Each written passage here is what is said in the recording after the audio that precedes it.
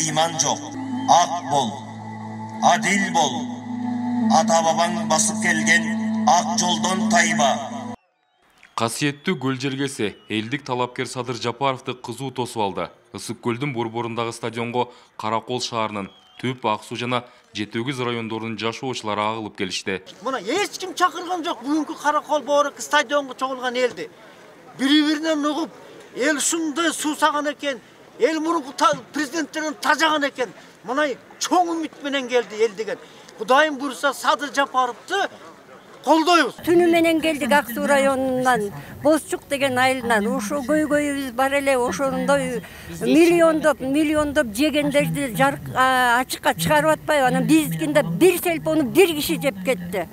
Кыргызстандын бермети саналган Ысык көл нечендеген улуу залкарларды кыргыз мамлекеттүүлүгүнүн түптөлүшүнө салым кошкон инсандардын алтын бешиги. Элине кайрылган Садыр Жапаров акыйкаттык үчүн күрөштө колдоо көрсөткөн журтташтарына ыраазычылык билдирди.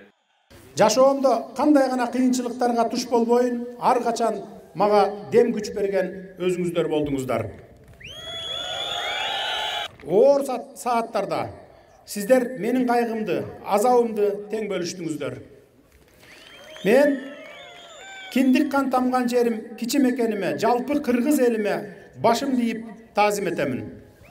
Ыплас оюндар мекенге карата кайдыгер мамиле, жеке кызыкчылыкты биринчи орунга коюп алып, эл байлыгына кол салмай, паракорлук, уурулук күч алган чакта Садыр Жапаров элди биригүүгө, ынтымакта алдыга умтулууга үндөдү.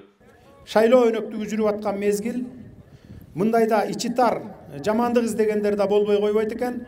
Андыктан башыбызды айланткан ар кандай каралоолорго, ушак айыңдарга маани бербестен, акыйкаты аныкталмайынча сабырдуу болгонубуз оң. Мамлекетибизди бутка туруш үчүн 30 жыл эмес, ашып кетсе 3-4 жылдык аралык жетиштүү. Аймактардын көйгөйүн жакындан билген талапкер ар бир райондун жана айылдын маселелерине кайрылып, анын чечүү жолдорун айтып берди.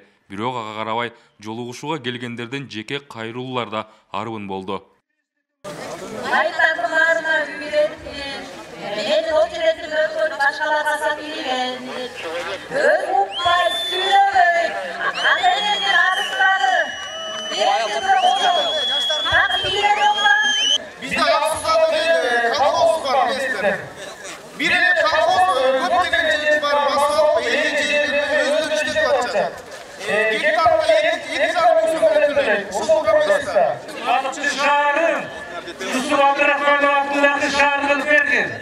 Fasolyаны туралап чыгарып бербесеңиз, үйүндө машинасы бар экен, үйүндө малы бар экен, энеси менен жашайт, атасы менен жашайт, пенсионер менен жашайт деп эч кандай фасолия берилбейт. Саясаттагы тирешүүлөр, атаандаштарын каралоо шайлоо алдында көнүмүш адатка айланганы эч кимге жашыруун эмес. Бирок элдик лидер Садыр Жапаровга үмүт арткан тургундар андан акыйкаттыкты, чындыкты жана ачыктыкты күтөт. Ал үчүн жумурай журт Жапаровду жапырт колдоого даяр.